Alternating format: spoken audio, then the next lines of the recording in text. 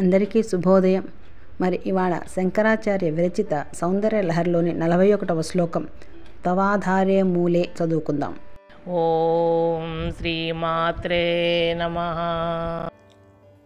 తవాధారే మూలే సహసమయయా లాస్య పరయా నవాత్మానం మన్యే నవరసమహాతాండవనటం ఉభాభ్యామేతాభ్యా ఉదయవిధిముద్దిశ్య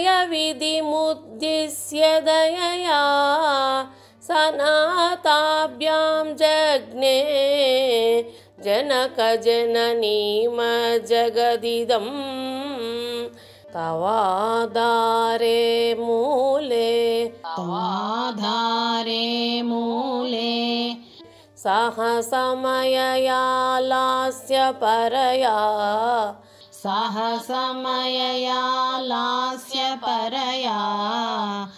నవాత్మానం మన్యే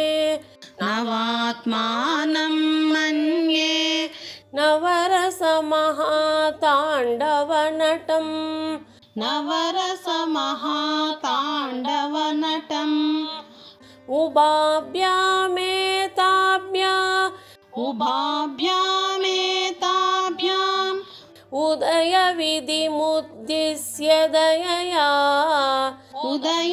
ఉదయవిధిముద్దిశ్య దయయా సనాతాభ్యాం జగ్నే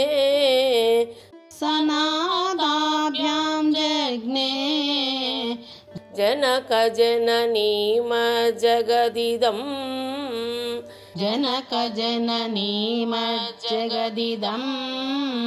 తవాధారే మూలే సహసమయయా లాస్య పరయా నవాత్మానం మన్యే నవరసమహాతాండవనటం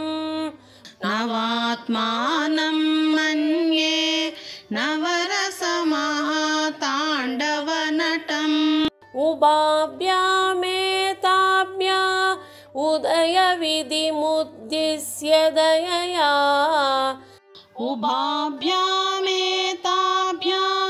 ఉదయవిధిముద్దిశ్య దయయా సనాతాభ్యాం జగ్నే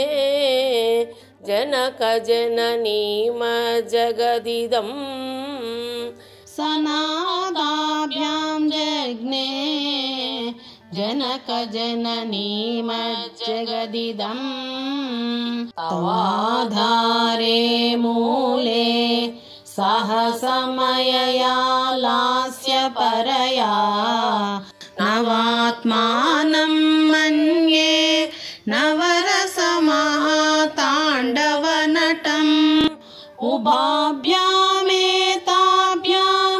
ఉదయవిధిముద్దిశ్య దయయా సనాతాభ్యాం జగ్నే జనకజననీమజ్జగదిదం.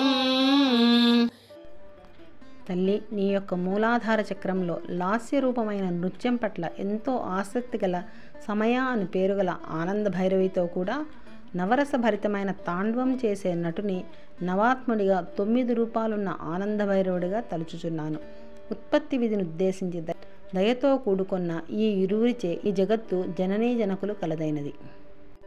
అనగా నీవు ఆనంద భైరవిగా లాస్యము చేయుచు, ఈశ్వరుడు ఆనంద భైరవుడిగా నీతో కలిసి తాండవమును చేయుచున్నాడు. మీరిద్దరూ కలిసి ఈ ప్రపంచాన్ని ఉత్పత్తి విధిని ఉద్దేశించే దయతో కూడుకొని ఈ జగత్తుకంతకు తల్లిదండ్రులైరి.